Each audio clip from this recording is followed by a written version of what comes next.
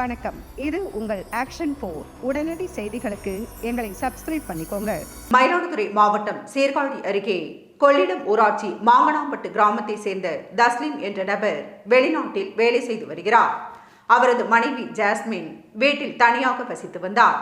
கடந்த மாதம் 1ஆம் தேதி ஜாஸ்மின் தனது தந்தை வீட்டிற்கு சென்றிருந்த போது வீட்டின் பீரோவில் இருந்த 30 பவுன் நகைகள் மற்றும் 75,000 ரூபாய் பணத்தை மர்ம நபர்கள் திருடிச் சென்றனர். இந்த திருட்டு குறித்து ஆனைக்காரன் சத்திரம் காவல் நிலையத்தில் வழக்கு பதிவு செய்யப்பட்டு போலீசார் விசாரணை நடத்தினர். விசாரணையில் விழுப்புரம் மாவட்டத்தை சேர்ந்த எழிலேந்தி, புதுப்பட்டினம் சேதுபதி, திவாகர் ஆகிய மூவர் இந்த திருட்டில் ஈடுபட்டது கண்டறியப்பட்டது. போலீசார் மூவரையும் கைது செய்து அவர்களிடமிருந்து 15.5 சவரன் நகைகள் மற்றும் 7 லட்சம் ரூபாய் பணத்தை பறிமுதல் செய்தனர்.